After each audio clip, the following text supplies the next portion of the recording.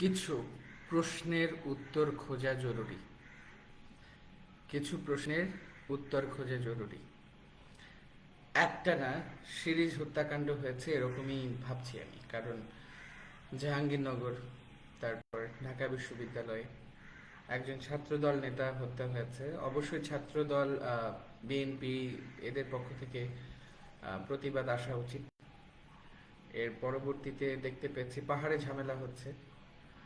আহ, সকল ধরনের অনাচারের বিরুদ্ধে আমরা কথা বলবো, কিন্তু কথা হচ্ছে পাহাড়ের বিষয়টা আসলেই জটিল। আমার ফ্রেন্ড লিস্টে পাহাড়িরা আছেন, চাকমা, মারমা, খুমি, খুমিও আছেন খুব সম্ভবত। আমার কথা হচ্ছে, okay fine, you guys are here, আপনারা আমাকে শুনতে পাচ্ছেন। পাহাড়ের বিষয়টা আসলেই আমি একটু অন্য চোখে দেখছি।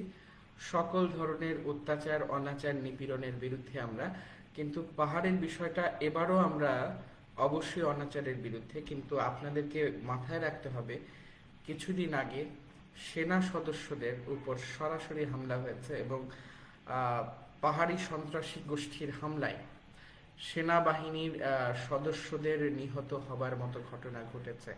যেই বিষয়টা মাথায় রাখতে হবে, ওই অঞ্চলটুকুর ভেতরে অনেক বড় রাজনীতি চলছে। ওই অঞ্চলটুকু জিও পলিটিক্যাল ইস্যুজ ওখান থেকে ক্রিয়েট হতে পারে। সো এই বিষয়গুলো বর্তমান সরকার এবং সেনাবাহিনী সবাইকেই মূলত সতর্ক হয়ে ওই অঞ্চলের বিষয়ে সিদ্ধান্ত, পরবর্তী সমস্ত সিদ্ধান্ত এবং যত পদক্ষেপ আছে খুবই সতর্কতার সাথে নিতে হবে। Because that part can be the biggest part of Jio politics. তো ওই জায়গা থেকে বর্তমান সরকার এবং সেনাবাহিনীকে যথেষ্ট বুদ্ধিমত্তার পরিচয় দিয়ে সাবধানতার সঙ্গে এগোতে হবে। এবং দেশের ভিতরে এখন অস্থিতিশীল পরিবেশ কারা তৈরি করছে, কাদের লাভ হচ্ছে, কারা এর বেনিফিশিয়ারি হবে, এই বিষয়গুলো মাথায় রাখতে হবে। কারণ একটা নির্দিষ্ট গোষ্ঠী চাইছে ছাত্র রাজনীতি থাকবে না, একটা নির্দিষ্ট গোষ্ঠী চাইছে ছাত্র রাজনীতি থাকুক, দলীয় লেজুর বৃত্তির ছাত্র রাজনীতি থাকুক।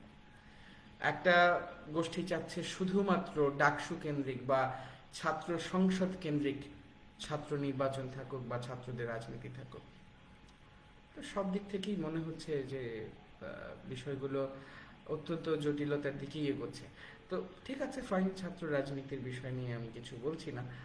ছাত্রদের বিষয়ে ছাত্ররা সিদ্ধান্ত নেবে। তবে বাস্তবতা হচ্ছে, আমাকে কেউ কেউ বলে যে